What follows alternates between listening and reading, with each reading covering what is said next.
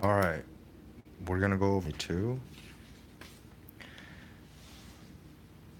Number 12. All right, this one may look complicated, but let's just break it down by looking for all the subjects and verbs. Okay, tuition assistance programs, that's the subject, are commonplace. And then we have a semicolon, which signifies that it's going to be another sentence, right? A 2013 study showed that 61% of U.S. employers offered undergraduate tuition assistance as a benefit. But their goals and guidelines vary widely. Okay, so we have goals and guideline as subjects and vary. But the funny thing is there's a dash in front of the but. So anytime you have a but, right, and, or, basically fanboys, we know fanboys, right? You need a comma, okay, if you're going to combine subjects and verbs, right? So this should throw you off and give you a clue that this is probably wrong. You have a subject verb here, you have two subjects and verbs, right? This here is actually a modifier, okay, with this dash here. So anytime you see a dash, always look for another dash. They come in pairs, remember that. Pairs. Okay? This can be very tricky if you're not looking for this dash here. Okay? Always do the subject verb, and if it's more than, two subject verbs, there's something wrong. There's probably a modifier mixed in there. So be wary of that. All right, number 13. Companies that offer tuition assistance see it as a benefit, right? Here again, companies see, right? Companies is plural. See is a plural present verb. And so A is correct. 14. One trick here is anytime you see the verb, okay, result, okay, here it's the subject is programs, result in. Okay, this also signifies a list most of the time, right? So here, improved morale, that's one. Okay, also better job performance and retention. Also, better job performance is not parallel with the improved morale and retention, right? It's one word, one word. So we want something that's short and simple. Job performance. All right, number 15. Which choice best establishes the argument that follows, right? So what we're gonna do is read the sentence that follows right after here, right? So whatever is in this sentence, it has to have something to corresponding with this underlined section. The underlined section says the programs cost a lot and provide very little return on investment. Here, some firms have instituted a requirement that employees receiving tuition benefits must stay with the company for a specific amount of time after completing their education. All right, must stay with the. Which choice best establishes the argument that follows? Okay, here, companies should place restrictions on the types of courses. It doesn't even talk about any kind of coursework, right? It doesn't say what classes they have to take. Okay, does it talk about taking classes while working spreads employees too thin? No, it does not talk about working and taking classes, right? And it does not talk about lowering productivity. Here, an employee may use the benefit to seek a position at a different company. Okay, this actually is related to what? Must stay with the company, right? Instead of seeking a position at a different company. Do you see how they are related? Okay, so based on this, you can say D is the correct answer. Okay, because here, again, with A It's not talking about return on investment, right? A little return on investment, because it's talking about staying with the company. Here, seeking a position at a different company is talking about whether they're going to stay or whether they're going to go. There is actually a cause and effect relationship. Okay, number 16. In any case, such clauses are hard to enforce, and research shows that they aren't necessary. Okay, here this is a transition word, right? Again, we're going to read the sentence before and the sentence after.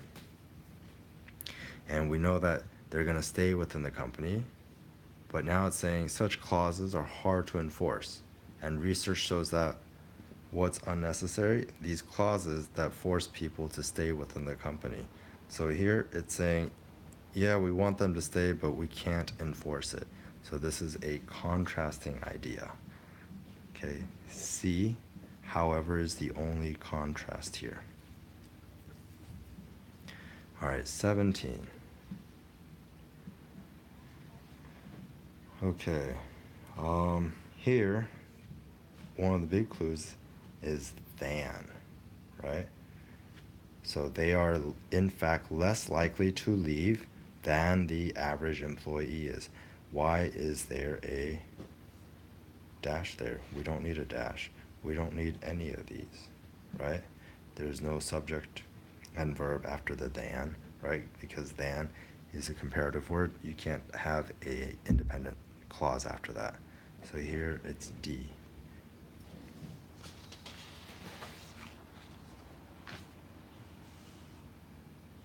Okay, 18.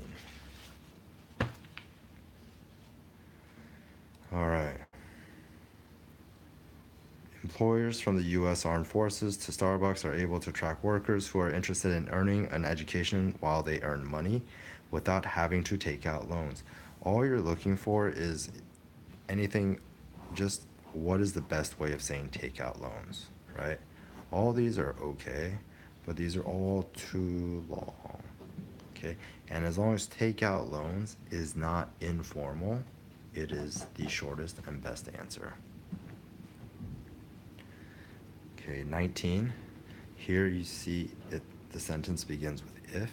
If an employee takes advantage of the optional thinking, okay, then he or she is likely to be a highly motivated, productive worker.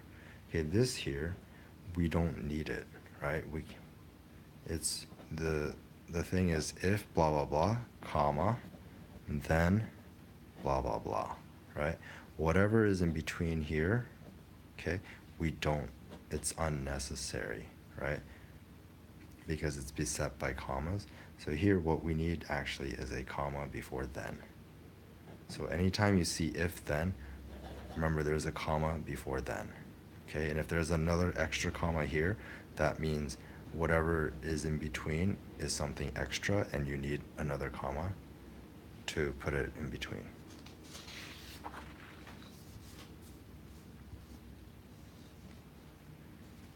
All right, number 20.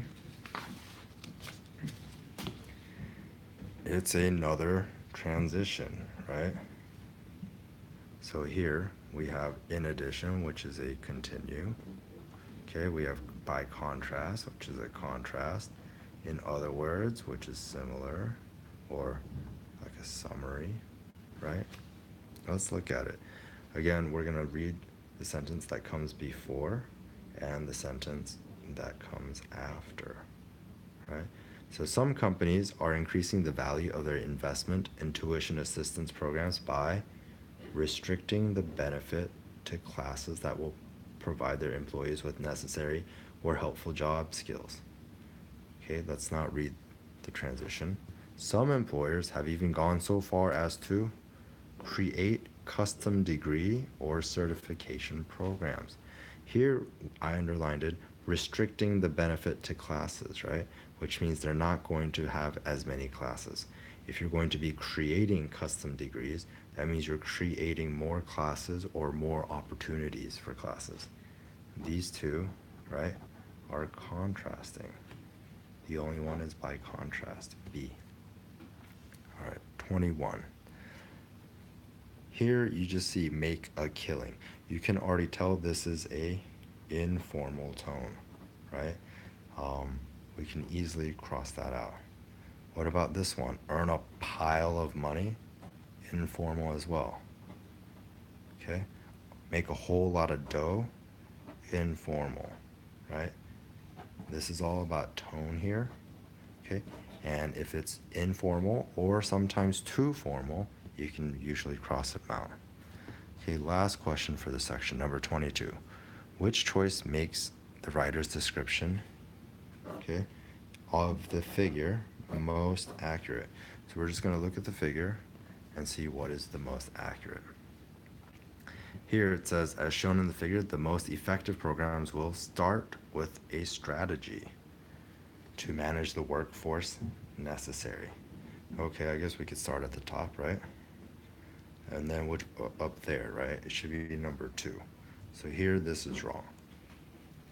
We can go through B, C, and D and do the same thing, right? It starts with here, productive talent development. That's wrong because it starts with workforce strategy, right? Can you see that? Okay. C, here it says start with productive talent development. Again, that's wrong. Here it says it starts with reliable source of talented workers. So it's starting from this side. Okay, so the next one has to be secure workforce, which is true.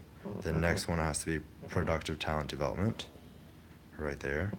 And then workforce strategy, right? Strategies for the workforce. Here you can confidently choose D. All right, that's it.